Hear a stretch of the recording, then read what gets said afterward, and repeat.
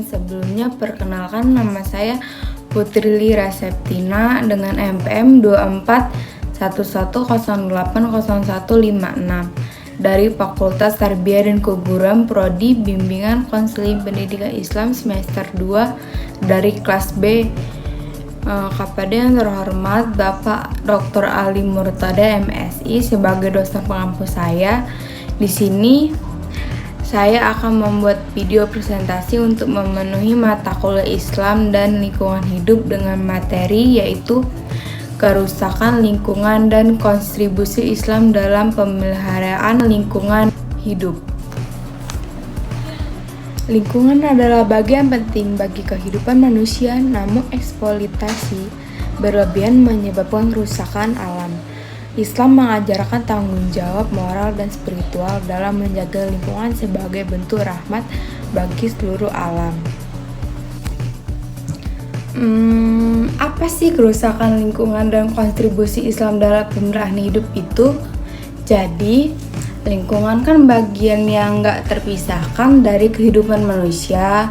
Alam telah menyediakan segala kebutuhan dasar kita seperti udara, angin, makanan, energi, hingga tempat tinggal. Namun, praktiknya aktivitas manusia seringkali melebihi batas kewajaran dan merusak keseimbangan alam kita. Eksploitasi yang berlebihan menyebabkan berbagai masalah lingkungan seperti pencemaran lingkungan, pemanasan global, krisis air bersih, deforestasi, dan peningkatan frekuensi bencana alam. Islam sebagai agama rahmatin alamin yang membawa rahmat bagi seluruh alam tidak hanya mengatur hubungan manusia dengan Tuhan, tetapi juga hubungan dengan sesama makhluk alam dan semesta. Karena itu, ajaran Islam sangat relevan untuk dijadikan pedoman dalam menjaga dan merawat lingkungan. Nilai-nilainya bisa menjadi solusi moral dan spiritual dalam menghadapi krisis lingkungan global yang semakin nyata ini.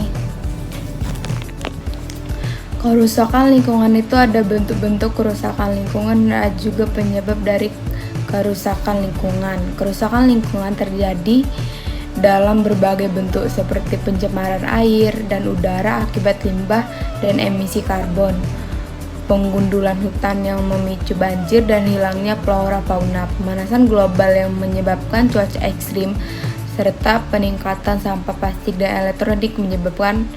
Penyebab utamanya adalah keserakan ekonomi, kurangnya etika lingkungan, pembangunan yang tidak ramah alam, dan rendahnya kesadaran moral terhadap pelestarian alam. Semua itu menurut kepedulian dan perubahan sikap dari manusia agar lingkungan tetap lestari. Bentuk-bentuk kerusakan lingkungan. Pertama, ada pencemaran air dan udara, limbah industri domestik mencemari sungai dan danau, emisi karbon dari kesadaran dan kendaraan dan pabrik menyebabkan polusi udara dan pemanasan global. Yang kedua, ada pengundulan hutan atau deforestasi, akibatnya pembukaan lahan, pertambangan dan penebangan ilegal menyebabkan erosi tanah, banjir, dan hilangnya keanekaragaman hayati. Yang ketiga, pemanasan global dan perubahan iklim. Suhu bumi meningkat akibat efek rumah kaca, dampaknya naiknya permukaan laut, cuaca ekstrim, dan gagal panen. Yang keempat, kepunahan flora dan fauna.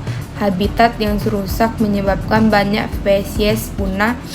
Pemburuan liar juga mempercepat kepunahan. Yang kelima, ada sampah dan konsumerisme. Produksi sampah plastik dan elektronik meningkat pesat. Lingkungan tercemar oleh limbah yang sulit terurai. B. Penyebab kerusakan lingkungan.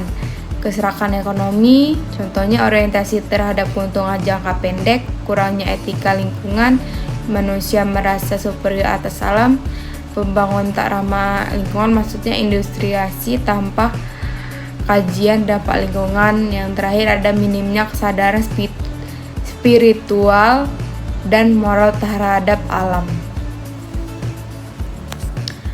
Pandangan Islam tentang lingkungan. A. Tauhid dan alam sebagai ayat-ayat Allah.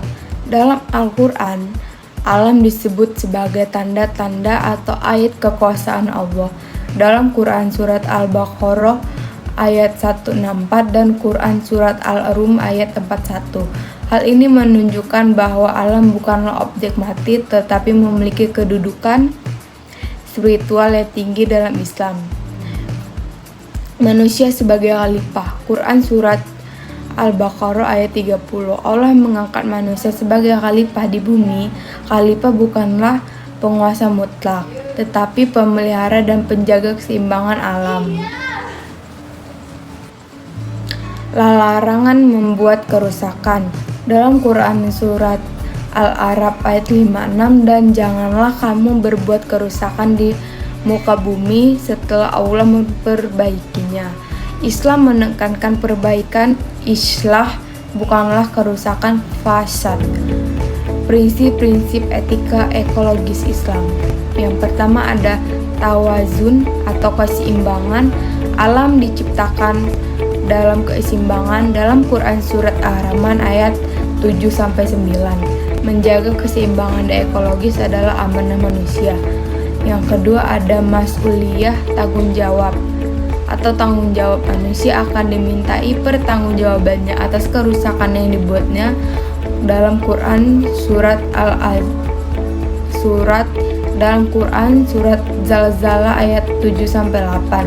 Yang ketiga ada israf dan tafsir berlebih-lebihan dan pemborosan itu dilarang.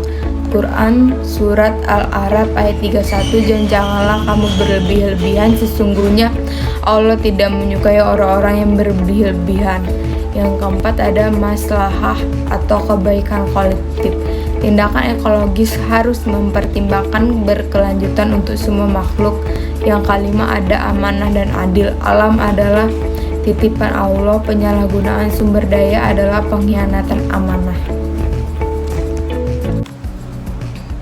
Kontribusi Islam dalam pemeliharaan lingkungan. A. Keteladanan Nabi Muhammad SAW. Yang pertama, hemat air. Dalam berwudu, Nabi menggunakan air hanya secukupnya saja, bahkan hanya 0,6 liter. 2. Larangan menebang pohon sembarangan. Dalam hadis, Nabi melarang menebang pohon secara sembarangan, bahkan dalam perang. Yang ketiga, pelestarian satwa. Nabi menegur orang yang menyiksa hewan dan memuliakan orang yang memberi minum binatang. Yang keempat, mendorong penghijauan. Dalam hadis riwayat Ahmad dijelaskan, jika kiamat terjadi sementara di tanganmu ada sebiji kurma, maka tanamlah meskipun itu adalah hari-hari saat-saat akhir. B. Lembaga sosial Islam, wakaf dan sedekah hijab. Wakaf produktif dalam bentuk hutan, taman, dan sumber air. Infak dan sedekah digunakan untuk reboisasi, sanitasi air, dan energi terbarukan. Yang C. Gerakan komunitas Islam untuk lingkungan. Masjid ramah lingkungan, pemanfaatkan energi surya, daur ulang air wudhu, dan taman masjid. Ekso pesantren, integrasi kurikulum Islam dan pelestarian lingkungan. Gerakan hijrah ekologis, dakwah Islam yang menyuarakan keadilan iklim dan kepedulian lingkungan. D. Fatwa dan hukum Islam tentang lingkungan. Beberapa fatwa di dunia Islam telah mengeluarkan panduan syariah terkait perubahan iklim, seperti fatwa haram membuang sampah di sungai, anjuran meminimalkan karbon dalam ibadah haji, Solusi Islami untuk krisis lingkungan. Yang pertama, edukasi lingkungan Islami, pendidikan sejak dini tentang tanggung jawab ekologis dalam kurikulum madrasah dan pesantren. Yang kedua, transformasi gaya hidup. Gaya hidup sederhana, zuhud, hemat energi, konsumsi lokal, zero waste. Yang ketiga, advokasi dan kolaborasi umat Islam, kerjasama dengan lembaga pemerintah dan swasta dalam gerakan pelestarian. Yang keempat, fix lingkungan, pengembangan fikih lingkungan atau fikih al-bi'ah sebagai cabang baru hukum Islam kontemporer. Kerusakan lingkungan bukan hanya persoalan teknis, tetapi juga masalah moral, spiritual, dan sistemik. Islam dengan ajaran yang universal menawarkan fondasi kokoh untuk membangun kesadaran ekologis umat manusia. Sebagai khalifah, umat Islam wajib menjadikan pemeliharaan lingkungan sebagai bagian dari ibadah dan tanggung jawab sosial. Bumi ini adalah amanah, dan menjaga bumi berarti menjaga masa depan umat manusia dan seluruh makhluk ciptaan Allah di muka bumi ini. Jadi kesimpulan yang dapat kita ambil dari presentasi saya kali ini adalah kerusakan lingkungan yang terjadi saat ini bukan sekedar masalah teknis atau ilmiah, melainkan mencerminkan kritis etika, spiritualitas, dan tanggung jawab manusia terhadap alam. Pencemaran,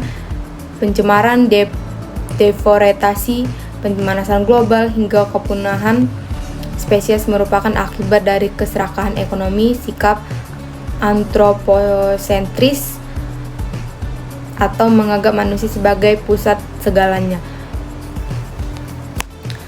serta pembangunan yang tidak mempertimbangkan keseimbangan ekologis. Dalam konteks ini, ajaran Islam hadir sebagai solusi yang tidak hanya menyentuh aspek lahiriah tetapi juga batiniah manusia.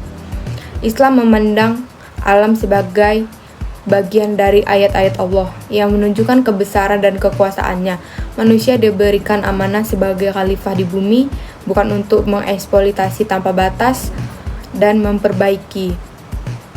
Konsep-konsep etika lingkungan dalam Islam seperti tawazun atau keseimbangan, mas'uliyah, tanggung jawab, amanah, kepercayaan, dan maslahah, kebaikan kolektif, menegaskan bahwa manusia bertanggung jawab atas dampak dan yang ditimbulkannya terhadap bumi dan seluruh isinya. Keteladanan Nabi Muhammad SAW sangat memperhatikan aspek lingkungan, mulai dari hemat air, melarang menebang pohon sembarangan, hingga mendorong penghijauan, menunjukkan bahwa pelestarian lingkungan adalah bagian dari ajaran Islam yang otentik. Selain itu, instrumen sosial dalam Islam seperti wakaf dan sedekah hijau, gerakan masjid ramah lingkungan, hingga fatwa-fatwa kontemporer mengenai krisis iklim memperkuat kontribusi nyata umat Islam dalam merespon tantangan ekologis global. Solusi Islami terhadap krisis lingkungan menuntut pendekatan holistik, edukasi lingkungan berbasis nilai Islam, transformasi gaya hidup ke arah yang lebih sederhana dan berkelanjutan, advokasi dan kolaborasi antara umat, serta pengembangan fikih lingkungan yang relevan dengan konteks zaman. Semua ini menunjukkan bahwa ajaran Islam sangat kompatibel, bahkan strategis dalam menjawab problematika lingkungan saat ini. Oleh karena itu, menjaga lingkungan bukan hanya tugas ilmuwan atau aktivis lingkungan saja, tetapi juga merupakan kewajiban keagamaan setiap muslim. Pelestarian alam adalah bentuk ibadah dan manifestasi dalam cinta kepada Sang Pencipta. Dengan menjadikan nilai-nilai Islam sebagai dasar dalam berinteraksi dengan alam, umat Islam dapat menjadikan menjadi pelopor dalam penyelamatan bumi, rumah bersama seluruh makhluk hidup demi generasi kini dan generasi masa depan. Sekian presentasi yang dapat saya sampaikan. Saya akhiri. Wassalamualaikum warahmatullahi wabarakatuh.